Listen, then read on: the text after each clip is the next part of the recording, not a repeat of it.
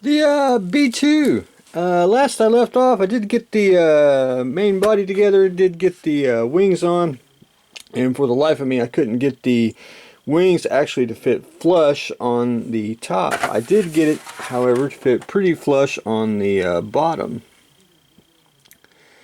But anyway, I couldn't get it, and I really didn't want to start fighting it, so what I did was I got it close as I could, and it just kept popping back out. So I just took super glue and accelerator, ran a bead, and zipped it with the accelerator and got it to stay. So now I am going in, filling the gap with tulip, and that's just fill in the space, and then I'll go back in with red putty and fill that up, and then sand it all smooth. And that's just what I'm going to do on that. And that's basically what all I'm going to be doing on the B2. Just putting the seams on the wings here and on the bottom, and then I'll probably go on the leading edge here. I don't it's about the only really fit issue that I see is on the leading edge, and that was me actually taking glue and trying to clamp it as I went,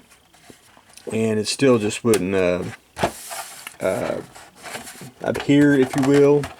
So what I'm going to do is, after I get the wings putty and sand, then I'll concentrate, and I'm just basically just going to take tulip and just go around the seam here and wipe it off, and we'll be good as new. So that's where I got on the B2. The David, I'm waiting for the base and the pedestal to come in so I can I'll finish that off, and then I got a nameplate coming for it, and so I can take pictures of it and send it to flagshipmodels.com. The Jackson, last I left off on that, I did get the both holes together. There's a flash around the seam, or seamed around the hole that you have to remove. I took Mr. Dremel with the drum sander, just lightly went around it like so, just to get off the excess. And then now I'm going back in and with hand sandpaper and basically going around the sides, just smoothing it out. I didn't want to go too much with the Dremel, as in I didn't want to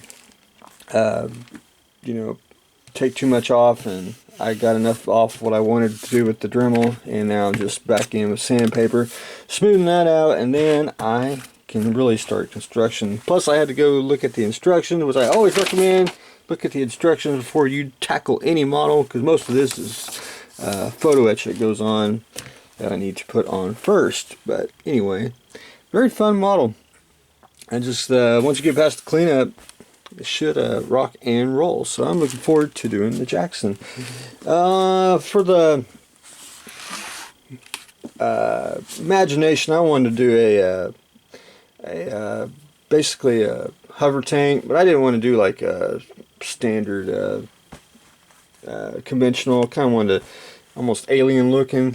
So I took some clay, and this is water-based clay, and I basically just drew out a design on a piece of plastic and dropped some clay down and just started sculpting basically a little alien hover tank.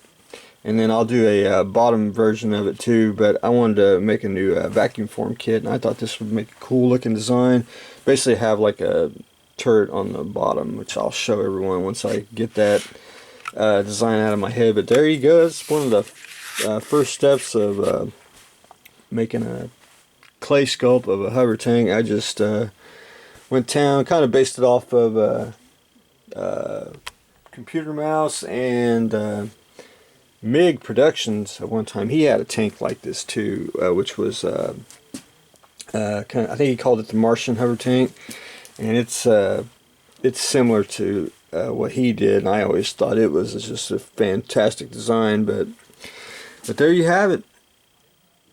And I'm going to smooth this out a little bit more, add a little more, a couple more panels, and I'll be ready to rock and roll on that. So thought I'd show everyone my little, hopefully a new kit coming soon for me, a little alien hover tank, and I'll show you what the rest of the parts will look like once I get them in clay. So that's what I got going on today. I got the Alien hover tank, working on the B2 and the CSS Jackson, and pretty soon, in a couple days, I'll have the pedestal and base for the David, so I can take pictures of it. So that's what I got going on, so stay tuned for the next exciting episode.